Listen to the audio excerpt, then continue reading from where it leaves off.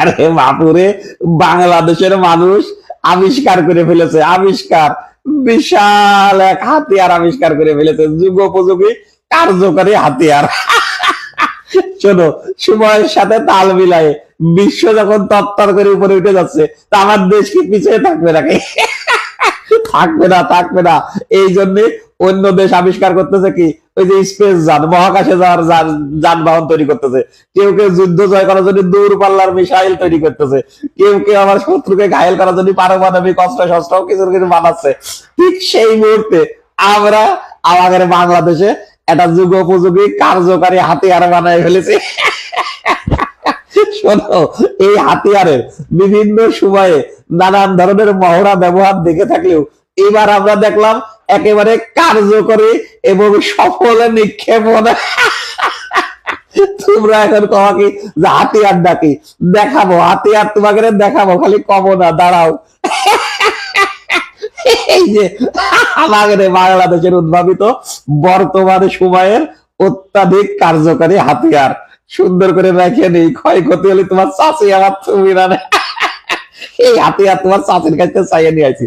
শোনো, এই যে হাতিয়ারটা, এর আগে আমরা নানান ধরনের ট্রায়াল দেখেছি। কোথায়?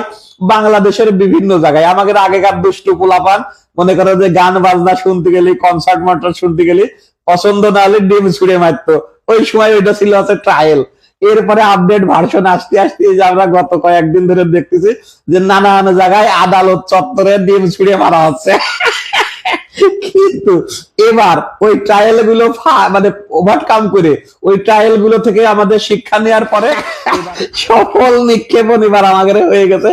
আমাদের দেশে একেবারে মনে করো আদালতে যে বিচারপতি থাকে তার উপরে মারা হয়েছে এই হাতিয়ার। আমরা সবাই দেখেছি, দেখার পরেও কি দেখলাম যে এই হাতিয়ারের একটা বিশেষ গুণ আছে। এই হাতিয়ার দিয়ে শত্রু পক্ষকে ঘায়েল করা গেলেও তোমার এগেনস্টে কোন ধরনের আইন আদালত প্রয়োগ করা হবে না। এই যেটা ব্যাপার, মানে কি, এই হাতিয়ার তুমি মারবা, শত্রুপক্ষ ঘায়েল হয়ে যাবে, মরবে না, তোমারও কোনো ক্ষয়ক্ষতি হবে না। আবার এইটা নিয়ে যে কোনো আইন আদালত হবে, তাও হবে না। এত সুন্দর উদ্ভাবনী হাতিয়ার বিশ্বের আর কোথাও আছে? আর কোথাও নেই। তারা যেগুলো বানাচ্ছে পরন ঘাতে, কিন্তু আমাদের এটা শত্রু ঘাতে, কিন্তু এর পিছনে কোনো আইন আদালতের প্রয়োগ দেখা যাবে না। বাপুরে, এই যে জিনিসগুলো উদ্ভাবন হইলো বাংলাদেশে, এগুলো কিন্তু যুগোপযোগী, সময়ের সাথে তাল মিলায়ে এটা খুব গুরুত্বপূর্ণ একটা হাতিয়ার। এই যে যেমন এই যে হাতিয়ারটা তোমার বললাম না আস্তে করে থুই, যদি মনে করো এই হাতিয়ারে কোনো ক্ষয়ক্ষতি হইতো, তোমার চাচি তো আমার উপরে নিক্ষেপণ করবে, তখন তো আমি মনে করে ঘায়েল হয়ে যাবো।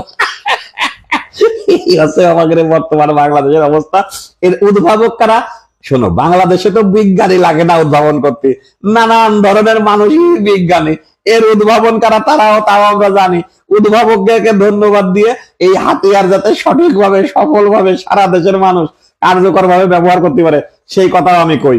কিন্তু আমার দেশের গাধা মানুষ, আমার দেশের আম পাবলিক এতটাই বোকা, এত গুরুত্বপূর্ণ হাতিয়ার ব্যবহার করা থেকে খাইয়ে ফেলতেছে।